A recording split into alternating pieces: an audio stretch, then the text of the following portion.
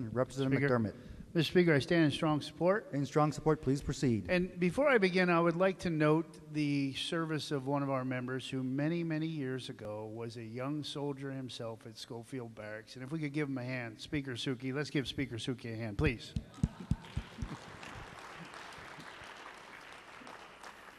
He was a soldier many, many years ago, and our good friend from Kaneohe was an Air Force veteran during the Vietnam era, and he's going to be a leader in these matters. Of course, the Air Force came out of the Army Air Corps many years ago. Mr. Speaker, we heard a little bit about the devastating financial impacts that it'll have. As you know, I work for the Navy League. It's a little different, but I have seen in the last 5 years the lack of discretionary income that defense contractors have had, and how that impacts the community right outside the gate. Those nonprofits and other community groups that depend on them for funding, that is drying up and going away. But Mr. Speaker, what happens when we lose 16,000 troops or 19,000 or whatever the number is? Well, for every trigger puller, you figure there's about 4 people supporting that person. So the local girl or man who works at the bowling alley on the weekends for non-appropriated funds, which is a good job. They pay pretty good. It's way above minimum wage, and they do have federal retirement. It's not a pension per se like civil service, but it's federal retirement. But it's not a guaranteed job. That job will go away. They won't need as many bowling alley attendants, Mr. Speaker. The auto shop, the 7-Eleven, they get gas out in town. We just don't measure the income tax, Mr. Speaker. We have to measure the GET as well. When they buy gas on their way to Waikiki, that's contributing to our highway fund. When they get a Slurpee at 7-Eleven in Wahiwa, as the previous speaker said, Wahiwa will be devastated. It will be a ghost town, as we saw during the first Gulf War. Now, how does it affect our community? Because financial aspects are only one part of it. They are part of our community. We have many retirees who work on base, not non-appropriated funds, but they work in the Combat Convoy Simulator Training Program, retired Army gunnery sergeants teaching the young troopies how to do that. Well, those jobs will go away because there won't be such a demand for training. But these people live here. They're part of our community. And then you have the schools, Mr. Speaker. We do get federal income impact aid, and it costs us money to educate those students. But many years ago, when I was dealing with Radford High School, we figured it out. The net impact that the military provides us way outseeds our expense in those schools. But as a partner in the community, what does the military do for us? They adopt our schools. If you go to Leilehua, which I'm sure, I know Radford High School, which I represented for years, they never need a new paint job because the people in the Navy and the Air Force come and paint that school. In fact, Radford was wired because the military came in the year 2000 and wired the whole school for computers before the DO even got around to it. That's what they do. They mentor our young people. They come in after school programs, volunteer their time. They give their time, talent, and treasure to help these young people in the schools, not to mention the Carol Kai Aloha Bed Race, which is broadcast live from Iraq. These people are our friends and neighbors, Mr. Speaker. And that's why they're so important. Now, you've seen some stuff in the media about this potential housing boom, Mr. Speaker. They're going to leave. We'll have 20,000 units available. Mr. Speaker, I got 2 words for you. Barber's Point. They had empty barracks out there for 20 years. But the maze of rules and regulations dealing with former federal land to get access to it and go through the community input process will take, as we've seen, 20 years. So there will be no housing boom. There will be no... What there will be is people don't have money to pay rent because they won't have those jobs. So this body, I'm certain, stands united, Mr. Speaker, in urging the Congress, urging the DOD, urging anyone who will listen to keep the troops here. Thank you, sir. Thank you very much, Representative. Further discussion, Representative Ward. Thank you, Speaker. I rise in unequivocal strong support. Please proceed in support. Speaker, I also rise as a Vietnam veteran who did check out of Schofield, but that was after coming back from Vietnam. I didn't see the Speaker there, unfortunately.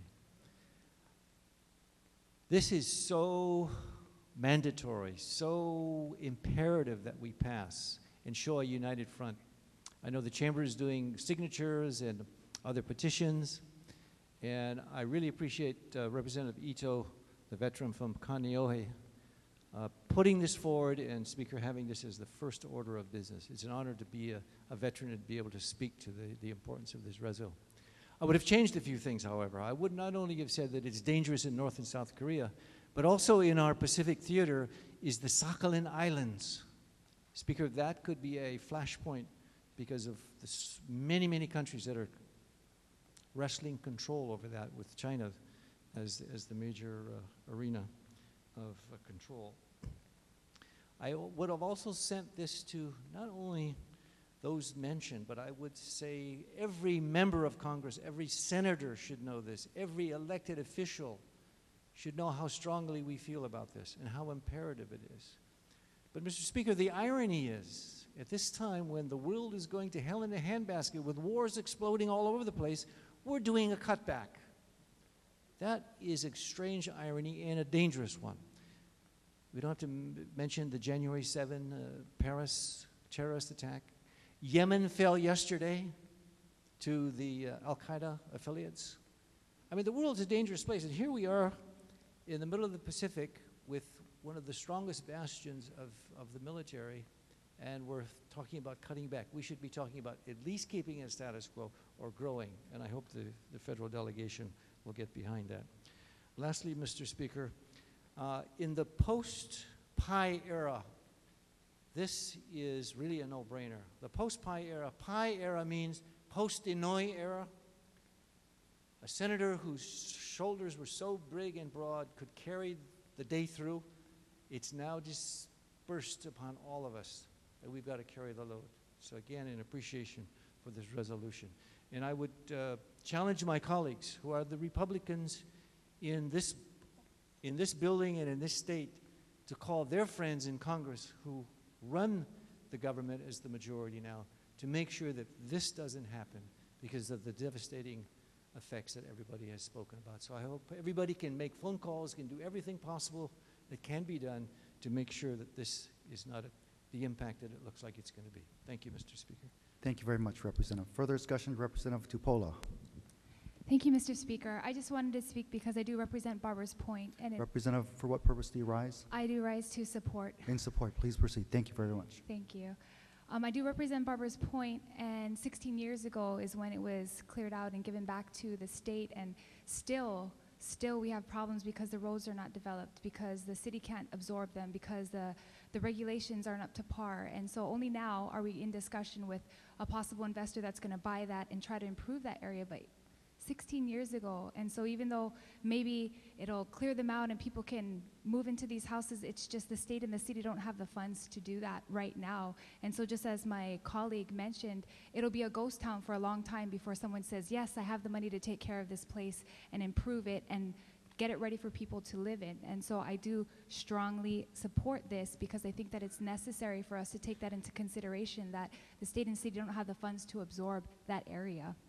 Thank you very much. Thank you very much, Representative.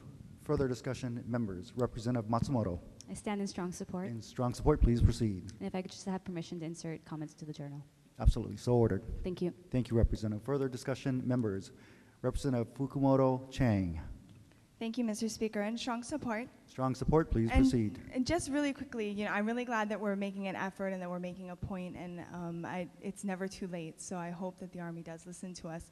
But I did want to just take this opportunity to point out that the decisions that we make in this body do have consequences.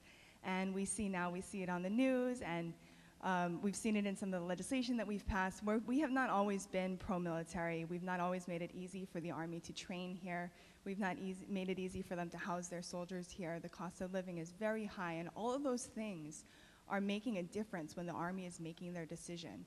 So yes, we can get our petitions, and we should get our petitions. We should make an effort, but it cannot just be lip service to the Army to ask them and beg them to stay because we just expect them to give us this favor. We just have to remember as we're making decisions throughout the session that when we do these things, when we make decisions that impact the Army, it factors into the decisions that they make about whether or not to stay here. So I just wanted to put that warning in there so that we can all just keep that in the back of our minds as we make decisions. Thank you.